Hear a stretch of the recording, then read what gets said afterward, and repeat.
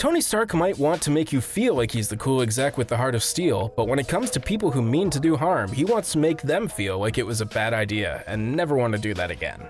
To that end, he has arranged an array of weapons that he's managed to fit into his slimming metal suit. Let's look at some of the ways Iron Man can bring the pain. The real star of the show when it comes to the Iron Man armor is the Repulsor Rays. Repulsor technology is the sci-fi workaround that allows Iron Man to provide thrust through his hands to assist in direct flight. Boring real-world solutions would require an engine of some sort, which would make fitting it in the palm a non-starter. In the MCU, the repulsors do the flying while the arc reactor does the buy-in, power-wise. But in the comics, the repulsor not only helps him fly, but also generates massive amounts of energy needed to power the Iron Man armor. How does it work? Well, it projects a high volume of mound particles. What's a mound particle? A clear indication that I should have paid more attention in science class. It's like an electron but different, and you can't break it down into smaller parts. Sometimes it takes more than the usual fare to put an enemy down. Sure, your hand blaster is good for mowing down the faceless horde of henchmen, but boss levels require boss level weapons.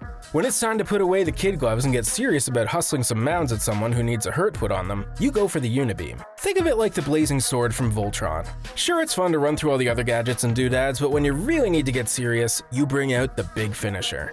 The question then would be, why not just start with the Unibeam? Show up, chest blast the baddies, home in time for dinner. Well, because with great power also comes great power drain. It takes a while to recharge the blast once it's been used. Plus it looks cool when used back to back with Rescue in an epic final battle. If one beam is good, wouldn't 3 beams be better? Yeah, just strap in. This pattern is going to play out for a bit. Premiering in Iron Man number 218, the Tri-Beam pulls power from the entire chest plate to deliver its killer blow. This one packs a bit of a punch with a considerable kickback. The suit wasn't designed for extra firepower, it was actually designed to up Iron Man's underwater game. It goes by a few names, including Mod 6 or Model 06, or just the much easier to understand, Deep Sea Armor. Deep diving and triple blast chest beams weren't the only tricks that this suit had. Before you can go underwater, you have to get to the water. The suit could fly like any other Iron Man suit, but just in case land scuttling was preferable, the boots also had rocket skates. Think of them as Heelys for superheroes. We're at the beam variation halfway point. What's better than 3 beams? Well, if you're going to say quad beam, you're not beaming hard enough. That's right, it's time for the Pentabeam. When shooting mounds at people isn't enough, then Tony has you covered with the Pentabeam. Now, along with whatever mounds, are regular electrons, neutrons, protons, and acoustic energy just for the fun of it. Microwave lensing focuses the whole thing by being very science-sounding. Like his other fights over now chest beams, the Pentabeam will drain a lot of power from the suit. So why 5 beams when the other ones have been delivering the goods? Well, Vision has an equation for that. The tougher Iron Man gets, the tougher his enemies get.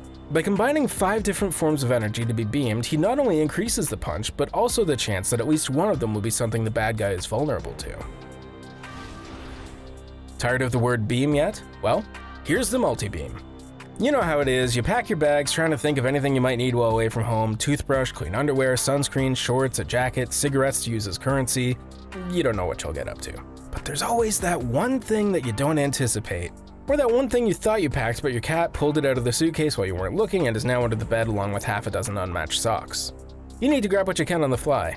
The multi-beam is the shopping in the hospitality store of weapons.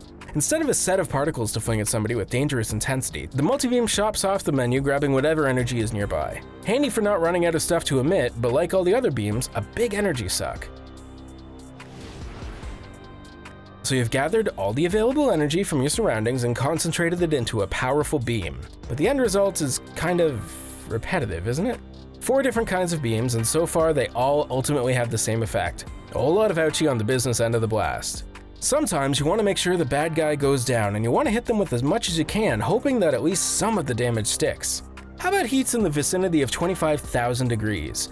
At around 5,000 degrees Fahrenheit, if some other specific conditions are met, water splits into hydrogen and oxygen, goes from dousing fires to encouraging them. At around 10,000 degrees Fahrenheit, you're now generating enough heat to support a solar system. That's a spicy beam. It also produces a blinding light, and just for good measure, a powerful ultrasonic blast as well. So if you somehow survive 2.5 suns, you're now blind and deaf. Alright, enough with the beams already. Let's talk about hypervelocity impact. Tony Stark, much like the billionaire vigilante at the distinguished competition, has contingency plans for his contingency plans. While Bruce Wayne is driven by a mission for justice, Tony Stark is more on the selfish and arrogant side of things. That includes feeling that the world simply can't do without a Tony Stark. So, in the Mark 28 armor, he installed a failsafe that would attempt to upload a copy of the consciousness of the person in the suit, which came into play when the awesomely named Beautiful Garbage hit him with a railgun. Auto backup wasn't the best feature though. The hypervelocity suit was all about speed. The acceleration wear could think half again as fast and was capable of near supersonic speeds underwater. I'm not sure what the fluid dynamics of that are, but they're probably not great. With a flesh and blood Tony Stark inside, that's amazingly fast. When it's all acceleration wear and no Tony, that armor was blindingly fast. In the MCU, Captain America's mighty shield is made of all the vibranium that Howard Stark could get his hands on. Most of that is to streamline the story of the shield, as well as to cover for the fact that Marvel didn't have the rights to some of the alloy known as proto-adamantium. It's the adamantium part that is most often associated with everyone's favorite mutant with anger management issues, Wolverine.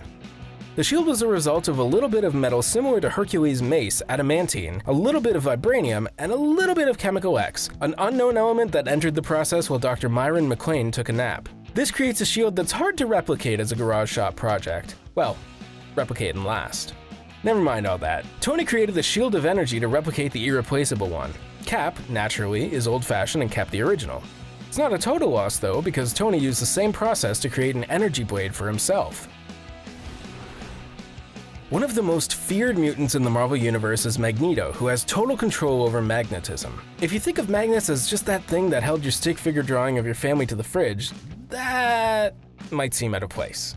But it turns out magnetism is a powerful force, not just making metal things stick to other metal things, but it even helps birds and sea life find their way around the planet. While Tony Stark isn't able to replicate the total control over magnetism that Magneto is capable of, he did think that getting in on that action wasn't such a bad idea. So in the hypervelocity system, he added magnetic control that he could attract or repel objects that are subject to magnets just for good measure.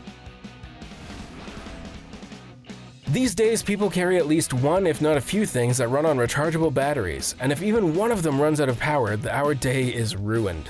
There's no fear like 5% battery on your phone and no charger.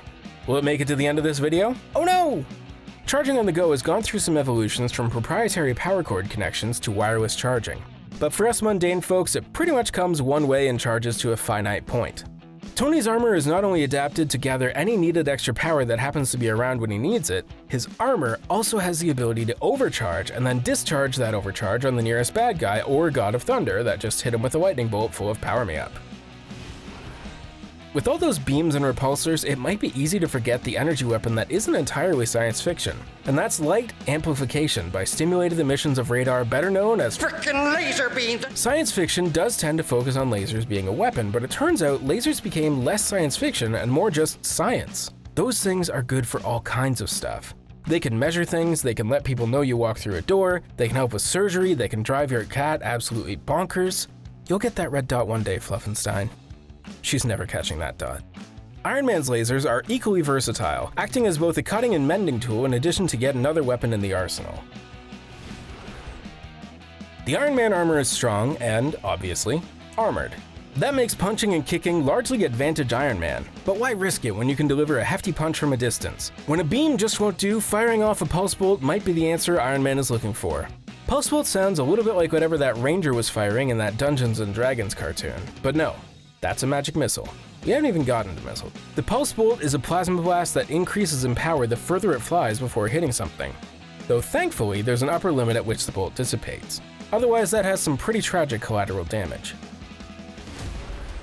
One of the most useful substances in the Marvel Universe is that rare metal from a meteor that landed in Africa and was discovered by the 5 tribes that would make up Wakanda.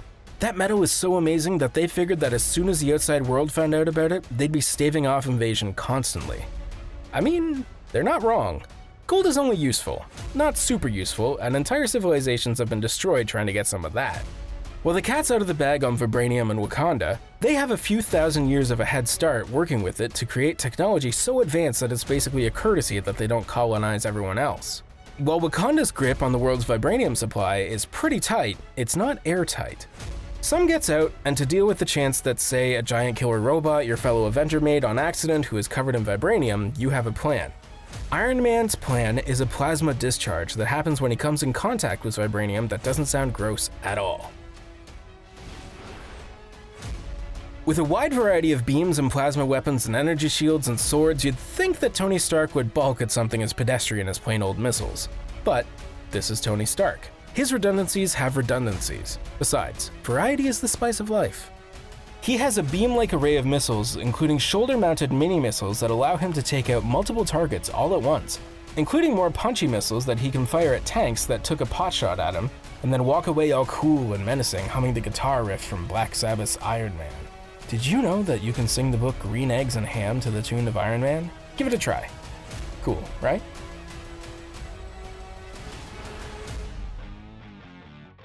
Not all opponents are the same. Some pack an epically big punch, and they need some epically big armor to deal with it. Some of those threats are even on the same team. When Wanda Maximoff did her little mind wiggle thing to Bruce Banner, she unleashed a fully enraged Hulk on Johannesburg. Tony Stark's plan for the off-the-leash Hulk who doesn't want to hear about sunsets was Veronica, my '67 Volkswagen bus. No, wait. That won't stop the Hulk. No, Veronica was an armor upgrade also known as the Hulkbuster armor. It ups the Iron Man's strength to that coveted Class 100, or capable of lifting 100 tons, as well as an array of enhancements to take on Marvel's unstoppable force. In the comics, Tony has also developed a foe-specific set of armor for Ultron, which is the regular armor, just more. And some long arms. For the dragon from space that also gave the Mandarin his rings, there's the Fing Fang Foom Buster armor, which has a little nod to Voltron in the helmet. And being 20 feet tall and operated remotely. Because it's a space dragon. Even bigger is the Godbuster armor meant to stand up to Celestials, who themselves are super big. On an alien planet during a secret war, Peter Parker found what he thought was a costume upgrade that instead turned out to be an alien symbiote that was draining him of adrenaline, and then when he got it off, bonded with someone else and became obsessed with him. For some reason, the entire Marvel Universe saw that and thought, I want one. This includes alignment-swapped Tony Stark, otherwise known as Superior Iron Man, who harnessed a little symbiote to bond the Iron Man armor with his skeleton so that he could armor up whenever. Somehow that didn't manage to be the key to his downfall. The name Iron Man is euphemistic, not literal. He's not literally covered in iron, more a space-age fancy metal, except when he is in fact covered in iron. The MCU has been cagey about magic in the early stages, classifying the Norse god of thunder Thor's magic as sufficiently advanced technology. But then his mom was a witch, and now Doctor Strange has taken sorcery to the MCU, and Wanda Maximoff has used her chaos magic to turn a town in New Jersey into a living sitcom. The comics haven't been as shy about all that. Magic has always been around, and when Iron Man had to face Malekith and the Dark Elves, he suited up with the one thing they're vulnerable to: actual iron. Iron Man 2.0 wasn't the only time that Tony used uploading his personality to extend his life. He also saved Simon Williams' consciousness and gave it back to him after letting Vision use it to develop a personality. Later on, Tony developed eScape. That's escape, with a capital S because tech company names are weird. It was supposed to be like Second Life, a virtual environment where you could do anything and go anywhere, but it really was an overly elaborate Turing test to see if humans and AIs could interact just in case he had to save himself as an AI. Surprise, he did. Caught in this virtual world, he created the eSpace armor made of solid holograms that he then used to rejoin his reconstituted body. Using holograms isn't restricted to a set of virtual armor that made its way from the digital world to the real world. Tony Stark is a tech guy. Remote working is part of the landscape. Plus, he wants in on some of that Doctor Strange images of icon magic where you can make multiple copies of himself. Not being a master of the mystic arts, but instead master of the engineering arts, he's done the next best thing. Equipped his armor with the ability to project holograms of himself, like when Loki isn't into consequences. Or if he has a conference to attend but his protege is busy punching above his class in New York and needs a talking to, he can send his suit in remotely. Science fiction has a tendency to focus on promising technology at the time, as if it's the last big advancement we'll need. As solid rocket fuels promised to send human beings into space, everything became rocket thing. Space stories indicated they were in space by putting the word space in front of everything. The 80s and 90s like to put cyber in front of everything. How does any of that stuff work? By being that thing, of course. One of the word du jour these days when we need a piece of technology to act like magic is nanotechnology, which really just means crazy small. But it does everything, including create, stow, and deploy an entire suit of armor with the touch of a button, and change that armor essentially into anything Tony needs. Oh, nanotechnology. Is there anything you can't do? This really only scratches the surface of the various things that the Iron Man suit of armor can do, and a lot of it is used once and never mentioned again. There has to be things in there that he forgot he installed until the suit's AI goes, maybe try this thing you installed during an all-nighter.